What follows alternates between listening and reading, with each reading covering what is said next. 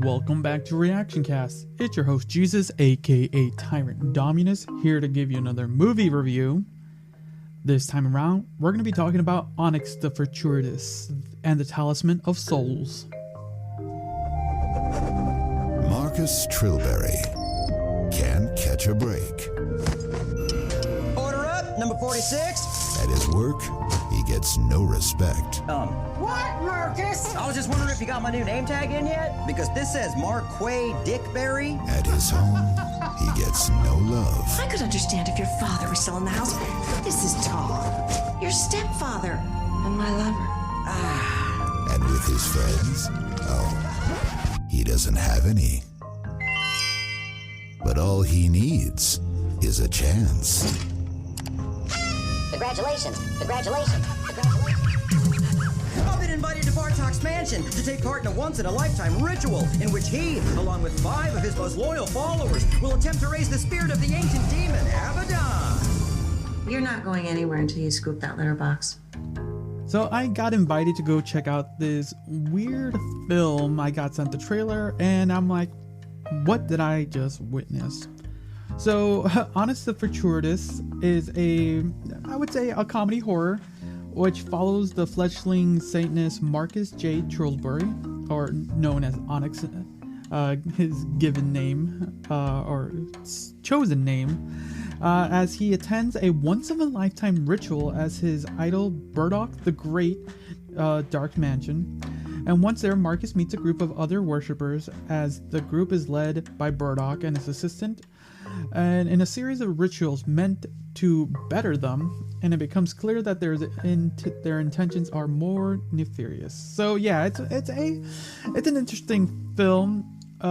This is the first time I really got to see this individual, Andrew. It's written and directed by oh my god, I literally had his name just in my head a moment ago.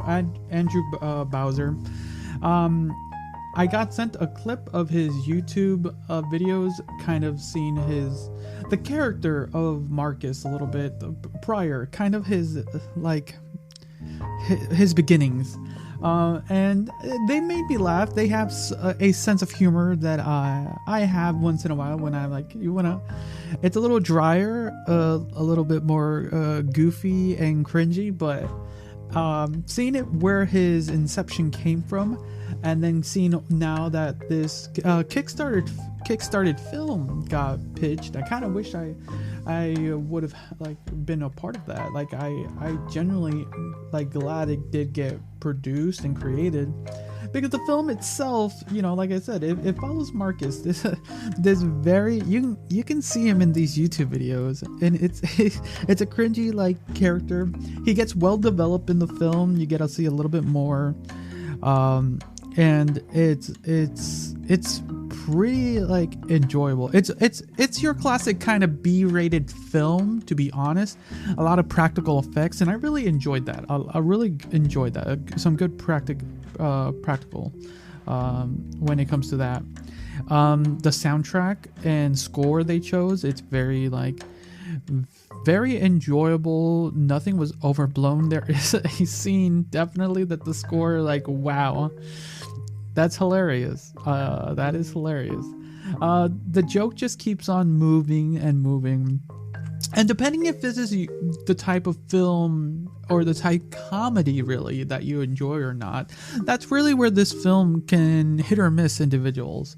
For me, it hit a lot of key moments more than others. But the group we were in, it's definitely kind of going to be one of these cult films. No pun intended there. But yeah, it's enjoyable. The story's pretty good. The pacings, it never felt slow. It kept moving. The character development for him and the rest of the disciples are very straightforward, very interesting. So it never felt like anyone was ever oh, you're just added there for context or just for an extra.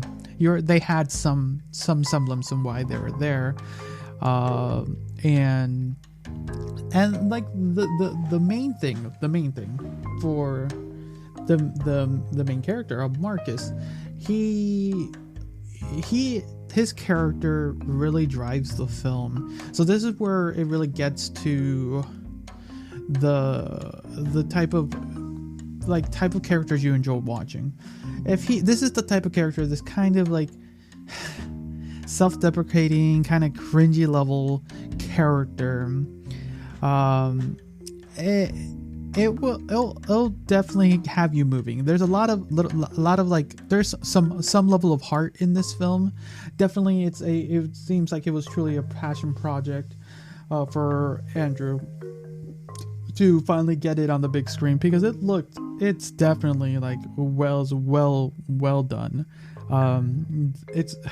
It is, to me, one of the more enjoyable. So I'm really glad that I got invited to go see this film, because it's one of those things where this was just kind of one of those like Fathom events that gets like, oh, you only get to see it for 2 nights and then you like don't get to anymore. So I was glad that I was able to see it on the big screen at least once.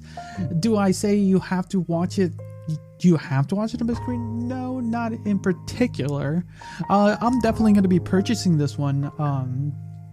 Definitely, because it can be a fun goofy horror film. It's definitely going to be added to my list of like B-rated films to watch here and there, because it truly was a fun film to watch, and I'm glad that I was able to see this, because like I mentioned earlier, following Marcus and all the ordeals he had to do, and some of the characters you meet with him, kind of the pariah of this Satanism and this outcast.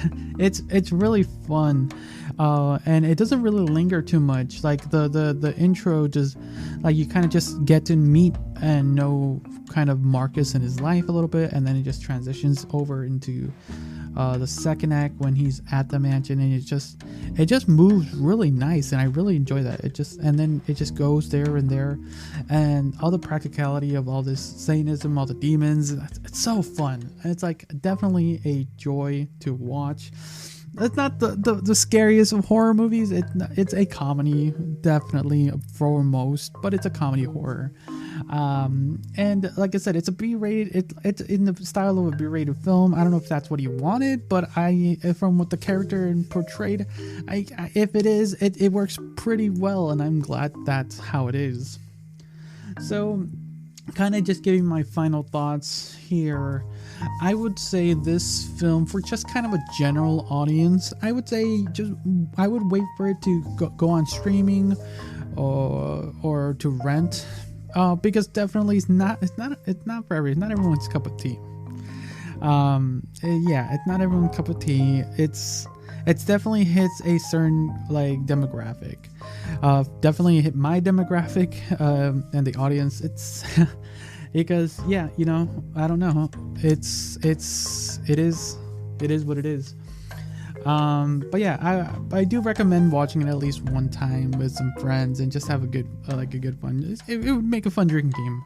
I think it'll be. I could see that. I could actually see that. But yeah, let me know your thoughts on Onyx the Fortuitous and the Talisman of Souls.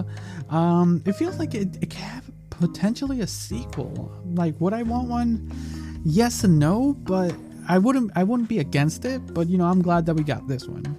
But yeah, let me know your thoughts down in the comments if you're watching this on YouTube or Spotify. If you're listening to this on any other podcast platform, follow me on Twitter, Instagram, or TikTok, and you can leave a message there. So, until next time, see ya.